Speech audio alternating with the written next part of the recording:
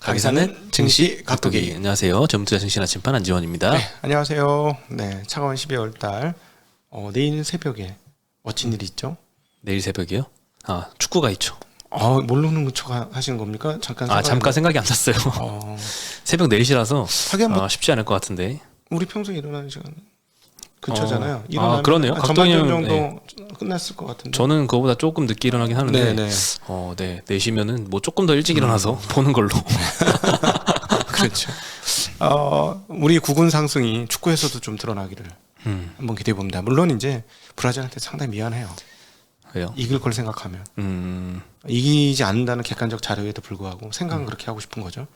그러니까 이게 유체이태라 되는 거야. 진다. 객관적 전력은 진다. 근데 그런 생각도 해봤어. 우리가 이겼을 때의 전 세계적인 행복감과 브라질이 이겼을 때 전 세계적 행복감 어떤 게 더 클까요? 우리가 이겼을 때 좀 아닐 것 같은데. 아니에요? 의외의 결과라서 더 브라질이 인구가 더 많잖아. 뭐 그렇긴 하죠. 브라질은 축구에 미쳐 있는 분들이잖아요. 그렇죠. 1년 동안 밥맛이 없을 것 같은데 이번에 지고 나면. 그럴 수 있죠.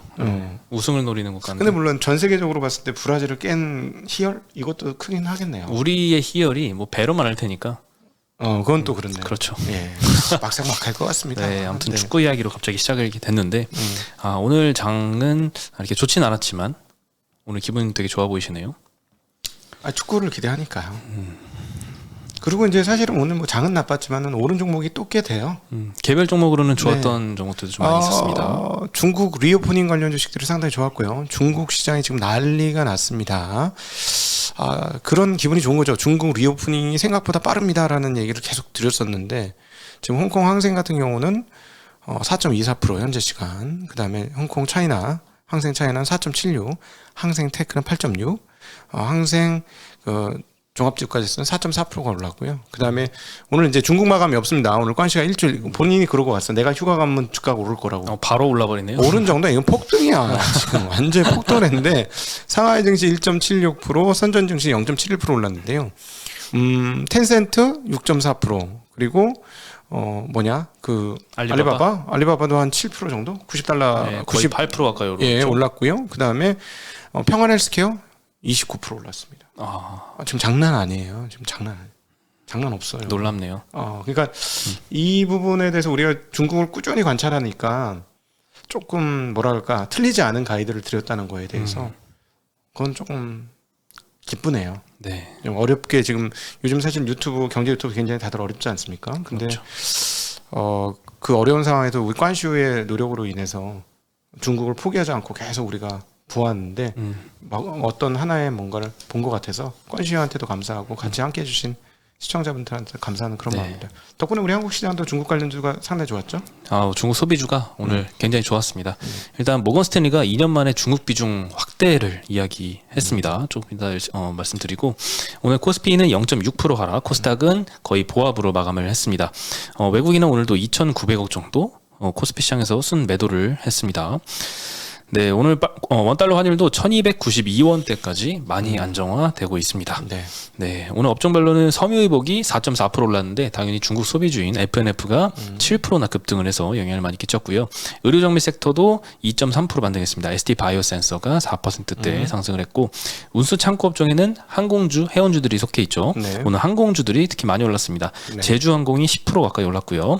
티웨이, 진에어, 아시아나가 4%대 상승했고요. 에어부산, 대한항공이 2%대 반등을 했습니다. 이것도 뭐 중국 관련 뉴스라고 보는 게 그렇죠. 네, 중국 리오프닝으로 이제 여행 수요가 증가할 걸로 예상이 되니까 이렇게 올랐고 또 환율이 많이 안정화되면서 외화 부채가 좀 많잖아요. 그 부담도 조금 줄어들 것 같습니다. 그러네요.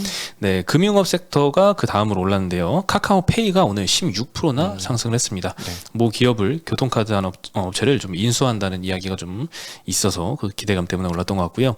카카오뱅크도 오늘 4%대 올랐고 카카오 오늘 그룹주들이 다 전반적으로 좋았습니다. 네, 많이 떨어진 건 제주은행이 9% 하락했네요. 여기는 뭐 워낙 많이 올라가지고 밈주식이죠 거의. 네, 밈주식인 것 같아요. 메리츠 금융지주, 메리츠 증권, 메리츠 화재가 3%대 하락을 했습니다. 제일 많이 떨어진 건 포스코 케미칼 3.7% 떨어진 영향에 비금속 광물 섹터가 오늘 엄청 하락률 1위를 기록을 했습니다. 오늘은 전기차 섹터가 전반적으로 안 좋았습니다. 전반적으로 안 좋았죠. 지금 나오고 있는 뉴스가 25년도까지 필요한 전기 그 2차 전지 수요가 1,500기가와트시에서 1,800기가와트시 뭐 이 정도 수준을 예상을 하고 있는데 현재 추세로 가면 4,800kW시가 만들어진다는 소리 있어요. 공급 과잉인가요? 완전하죠. 1기가와트가 만 대입니다. 지금 우리나라 전 세계 자동차 생산량이 얼마? 8천만 대쯤 되죠. 네. 4,800기가와트면 25년도에 4,800만 대가 전기차라는 얘기예요. 근데 그게 이제 지금 4,800만 대 못하지 않겠습니까? 3년 남았어요. 3년. 올해 1,000만 대 합니다. 올해 1,000만 대 하는데 많으면 1,200만 대인데요. 3년 뒤에 5,000만 대 할까요? 안 될 것 같은데. 그럼 남는 거죠. 만약에 진짜 그게 맞다면 조금 걱정이 되는 상황입니다. 계속해서 걱정했는데 너무 많이 올랐고 많은 사람들이 열광하고 있기 때문에 상당히 걱정했는데 저희들 기존은 먹는 거는 안 먹어도 좋다. 덜 깨지기만 하면 기회는 있다라는 입장이니까 이런 말씀을 좀 강조해서 계속해서 드리는 바입니다. 네, 최근에 가장 잘 버텼던 섹터였죠. 네, LNF 에코프로가 뭐 6%, 4%씩 네. 떨어졌고요. LG엔솔도 3.7%, SDI도 3% 정도 하락을 했습니다. 네. 그리고 제일 두 번째 하락 섹터가 의약품 섹터, 삼성 바이오로직스가 4%대 하락을 했고요. 오늘 코로나 관련주들도 좀 별로 안 좋았네요. 일동제약, 일동홀딩스도 3%대 하락을 했고요. 운수장비 섹터에서는 자동차 관련주들이 좀 떨어졌습니다. 현대차, 기아도 2%, 1%대씩 하락을 했고, 뭐 만도, 현대모비스, 명신산업, 세종공업, SL 부품업체도 다 3, 4%씩 하락을 했습니다. 예. 네, 그리고 상하이시에서 PCR 검사 의무를 완화를 했는데 이게 가장 오늘 영향을 좀 많이 끼쳤던 이슈였던 것 같아요. 기존까지 뭐 광저우, 충칭, 정저우, 베이징시 다 봉쇄 완화 결정을 했는데 상하이시도 결정을 했습니다. 네. 네, 오늘부터 대중교통 이용할 때 PCR 음성 결과를 제출하지 않아도 된다고 하네요. 네. 원래는 뭐 제출을 했나 봐요. 대중교통 이용할 때마다. 그렇죠. 뭐 이렇게 보여줬나 보죠. 네. 우리 카드 찍듯이 보여줬겠죠. 네. 근데 근데 이제는 뭐 생각보다 제일 큰 이슈는 속도가 빨라요. 어떤 속도가요? 위드 코로나 또는 제로 코로나 방역 강의 일정 부분 해제죠. 부분 해제 속도가 생각보다 굉장히 빠릅니다. 네, 여러 도시에서 계속 이런 뉴스가 네. 나오고 있고요. 그래서 모건 스탠리가 4일에 중국에 대해서 투자 비중을 유지해서 확대로 상향을 시켰습니다. 이게 21년도 1월 달 이후로 처음으로 비중 확대 의견을 제시를 한 거라서 오늘 뭐 의미가 있었던 것 같습니다. 극장, 여행, 화장품주 오늘 굉장히 많이 올랐는데요. 뭐 CJ CGV나 하나투어는 5%대 상승했고 네. 노랑풍선, 모두투어도 뭐 7%, 2%대씩 상승했습니다. 네. 뭐 아모레퍼시픽, LG생활건강도 6%대 굉장히 급등하면서 화장품주도 요즘에 괜찮은 것 같습니다. 면세, 항공, 카지노주도 좋았는데요. 뭐 호텔신라, 신세계, 면세점주도 5%대 상승을 했고요. 파라다이스, GKL도 3%대 상승했습니다. 네. 오늘 중국 소비주가 전반적으로 시장이 안 좋았는데도 선방했습니다. 물론 나중에 이제 옥석이죠. 흑백이 아니고 옥석이 가려집니다. 네. 그러니까 여기서 정말 수혜를 받는 기업과 정말 수혜가 생각보다 그렇게 많지 않은 기업들이 분명히 나눠지긴 할 텐데요. 그러나 지금은 워낙 많이 빠진 섹터고 거기에 대한 기대감으로 섹터가 전체적으로 다 오른 거다 이렇게 보시는 게 맞겠고 이렇게 보시면 됩니다. 제가 이제 항공사에 다니는 분들하고 얘기를 해봤는데 일본 리오프닝 되면 항공사를 엄청 좋아하는 거 아니야 했는데 그것보다는 중국이 더 중요하다. 그렇죠. 네. 그리고 중국은 인아웃 바운드가 모두 많다. 나가는 사람도 많고 들어오는 사람도 많기 때문에 제일 좋은 거죠. 꽉 채워서 나가서 꽉 채워서 들어오면 완전 논하는 거지. 그럼요. 항공사는 꽉 채워서 나갔다 빈 차로 들어오면 말짱 꽝이에요. 말짱 꽝은 아니지만 별로죠. 그런데 그런 측면에서 이제 중국이 굉장히 효과적이다라는 것이죠. 그래서 중국의 오픈 기대감인데 실제로 여행까지 자유화되려면 시간 좀 걸릴 거예요. 그거는 냉정을 잃지 마셔야 할 것 같습니다. 네. 오늘 반도체 이야기도 좀 해야 될 것 같은데 하이닉스. 네. 하이닉스에 대해서 23년도 영업이익 전망치를 최근에 계속 팔로우업 해드렸었는데 오늘 또 추가로 한번 업데이트를 해봤습니다. 12월 데이터까지 나왔는데 지금 제일 낮게 보는 데가 역시나 이베스트가 오랜만에 또 굉장히 낮은 전망을 했거든요. 내년도 영업이익이 6.5조 원 적자를 볼 것이다 라고 전망을 했습니다. 삼성증권도 며칠 전에 5조 원 이상 적자를 볼 것으로 전망을 하면서 이제는 플러스 전망을 하는 데가 많이 줄어들었습니다. 네. 예전엔 뭐 영업 적자 전망이 거의 없었고 이베스트가 제일 먼저 영업 적자 전망을 했는데 처음 적자 전망할 때는 한 2천억대였던 것 같거든요. 점점 확대되더니 6조 원 넘게까지 적자를 볼 것이다라고 보고 있고요. 원래 제일 높게 본 데도 뭐 6조 원 이상도 이렇게 봤었는데 그런 것들이 이제 점점점 내려서 이제 흑자 전망하는 증권사들이 적자 전망하는 이렇게 많이 바뀌고 있습니다. 네. 네, 이베스트에서는 6.4조 원, 6.5조 원 정도 적자 전망을 하고 있는데 지금 컨센서스는 3,300억 적자로 형성이 돼 있습니다. 일단 컨센도 영업 적자로 돌아선 상황인데 요 폭도 조금씩 늘어날 수 있다는 게 이베스트 의견입니다. 네.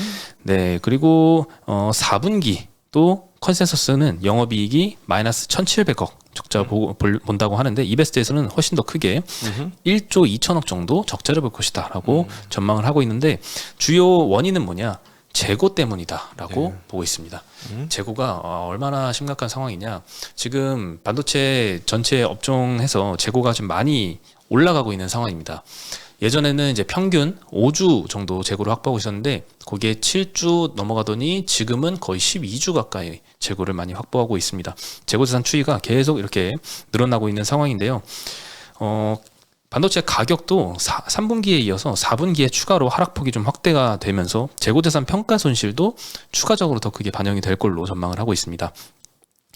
그래서 심지어는 어떤 이야기까지 하냐, 이 하이닉스 같은 경우에는 23년도에는 재고만 가지고도 영업이 가능한 수준이다. 아예 생산을 더 안 해도 재고만 갖고도 영업이 가능한 수준이라고 하죠. 근데 뭐 생산을 안 한다는 이야기는 한 적이 없고 1분기부터 내년도엔 생산을 이제 감축을 시작하겠다라고 했죠. 그래서 이 재고 관련된 이슈가 계속 영향을 미칠 것이다라고 보는 것 같습니다. 네. 네, 재고 관련 평가 손실이 반영이 될 예정인데 내년도 2분기까지는 계속 반영이 될 예정이고 반도체 가격은 3분기까지 계속 떨어져서 3분기쯤엔 바닥을 찍을 것이다 이렇게 전망을 하고 있습니다. 증권사별로 이 영업이익 컨센서스가 다른 이유는 반도체 가격의 저점이 언제 올 것이냐, 1분기일 것이냐, 3분기일 것이냐, 2분기일 것이냐에 따라서 지금 많이 달라지는 것 같습니다. 네. 이베스는 좀 보수적으로 보고 있는 것 같아요. 그리고 내년도 1분기부터 이 하이닉스가 생산량을 감축한다고 하는데 굉장히 너무 늦은 대응이다라고 평가를 했고요. 그 사이에 재고 증가 속도가 굉장히 너무 빠르다라고 좀 걱정을 하고 있습니다. 삼성전자도 리포트가 나왔는데 23년도 영업이익은 24.8조 원 정도 전망을 하고 있습니다. 지금 컨센이 34조 원인데 많이 하회를 하고 있는데 그래도 하이닉스보다는 조금 낙관적으로 지금 삼성전자는 보고 있습니다.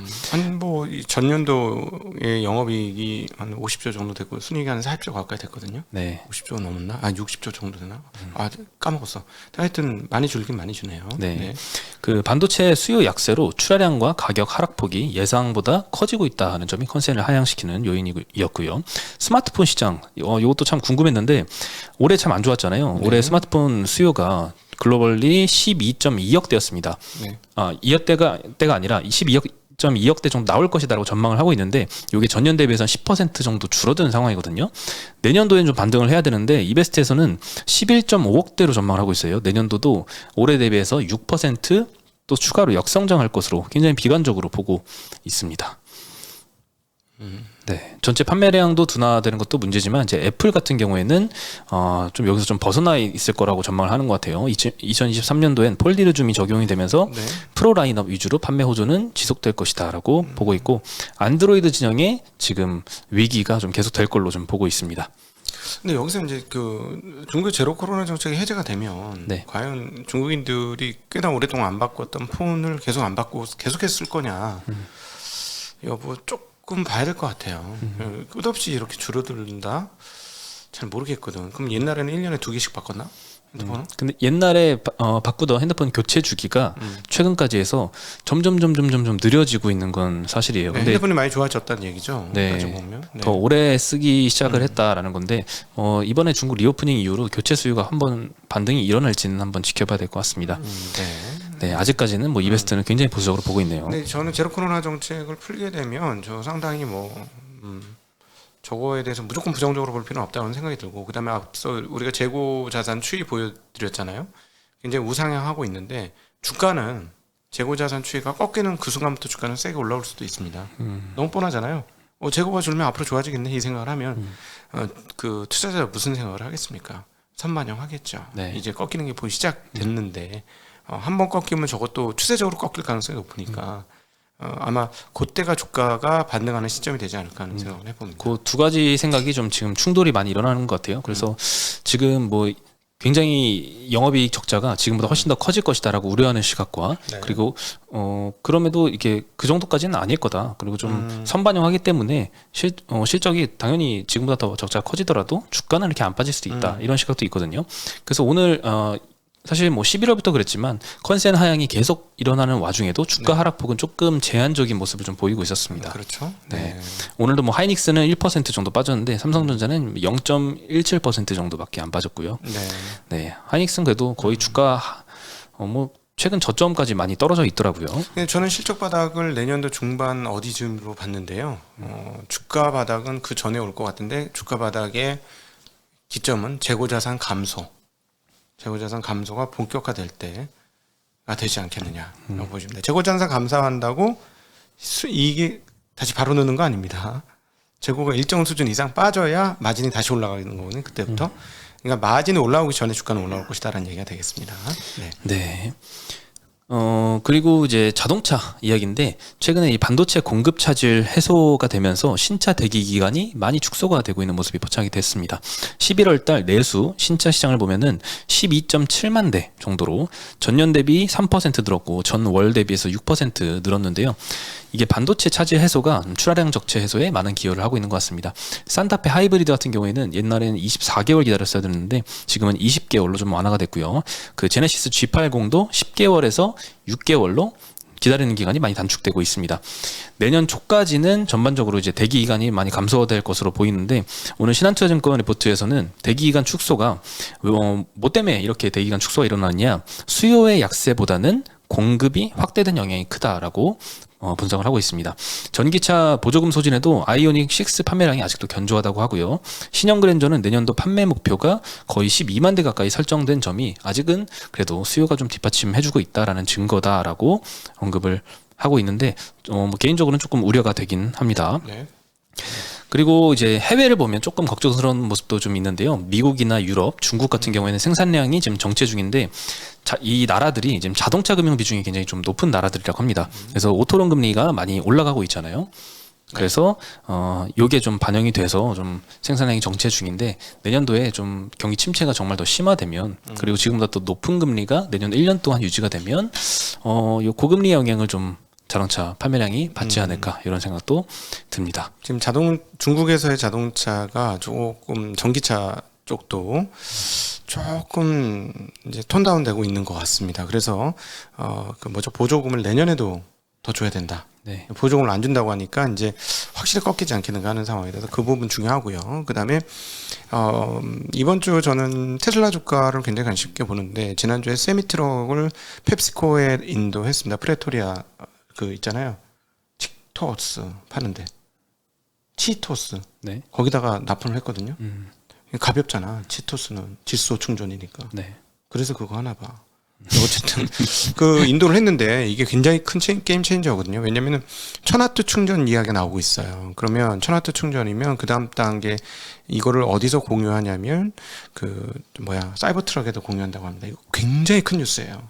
굉장히 큰 뉴스고 어마어마한 뉴스입니다. 사실 기술적으로 보면 대단한 뉴스인데 여기에 주가가 반응을 안 한다면 요거는 조금 안 좋은 뉴스예요.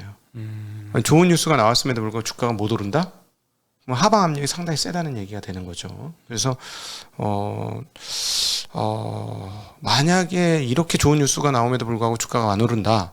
그러면 항복하는 사람이 나오지 않을까 하는 생각은 좀 듭니다. 그래서 저희 증시학당 TV 오랫동안 보신 분들은 항복은 매수 사인이다라는 거를 꼭 기억하셨다가 잘 보시면 좋을 것 같아요. 그러니까 근데 이제 하나 안 좋은 건 뭐냐면 테슬라가 만들어낸 자동차 전체 시가총액 볼륨업이라는 게 있습니다. 그래서 얘가 이제 지지부진하게 되면 자동차 시장 전체 볼륨이 조금 꺼질 수도 있다는 점. 오히려 테슬라보다 다른 주식들이 더 영향을 많이 받을 수 있다는 점도 같이 고민을 해봐야 될 대목이 되겠습니다. 네. 그리고 오늘 애플 벤더들이 오늘 주가가 좀 안 좋았거든요. 폭스콘에서 연말 정도 돼야지 정조 공장이 정상화될 것이다라는 언급을 좀 했습니다. 그리고 폭스콘이 예전에 임직원들한테 약속했던 보너스 지급하지 않았다. 그리고 과도한 방역 정책이었다 하면서 노동자들의 시위를 벌이면서 20만 명의 노동자 중에 총 한 3만 명, 최대 3만 명 정도가 이탈을 했다라고 하는데 연말 연초쯤에는 신규 고용을 통해서 공장을 정상화할 수 있을 거다라고 폭스콘에서 이제 밝혔는데 로이터 통신에서는 그것도 가능할지 불분명한 상황이다라고 코멘트를 하면서 애플 생산 차질이 생각보다 좀 길어질 수 있다는 우려가 좀 시장에 반영이 되는 것 같습니다. 오늘 LG 이노텍이 3.7% 하락했고요. 하이비전 시스템 4.8% 하락, 더구전자는 8% 하락해서 LG 벤더들이 오늘은 주가가 좀 안 좋았습니다. 네. 반면에 이제 중국 리오프닝 기대감 때문에 삼성전기나 이쪽이 좀 좋았던 것 같습니다. 네. 그리고 카카오페이가 롯데카드 자회사인 로카 모빌리티 인수 검토를 한다는 소식에 오늘 16%나 급등을 했는데요. 로카 모빌리티는 이제 롯데카드 100% 자회사입니다. 뭐 선불 교통카드나 이제 단말기 이제 제조하는 업체고 티머니가 1등이죠. 교통카드. 60% 정도 점유율을 차지하고 있는데 로카 모빌리티가 한 37%로 2위를 차지하고 있습니다. 카카오페이에서 뭐 공시를 했는데 로카 모빌리티 인수를 포함한 다양한 방안을 검토 중이나 구체적으로 결정된 사안은 없다라고. 이거는 뭐 인정하는 공시죠. 네, 그러면서 오늘 16%나 상승을 했는데 사실 뭐 피인수 기업이 급등을 하는 건 이해돼도 인수 기업이 오르는 건 조금 의외이긴 하거든요. 그래서 요거를 지금 1위가 티머니잖아요. 네. 티머니를 이길 거라고 좀 시장에서 기대를 하는 거라고 볼 수도 있을 것 같네요. 카카오가 아무래도 뭐 이런 데로 들어가면 훨씬 더 강점이 있긴 하겠죠. 네네, 그렇죠. 네. 네, 오늘 소식은 여기까지입니다. 네. 네, 이따가 연합인포맥스에서 네. 인사드리겠습니다. 네, 감사합니다. 안녕.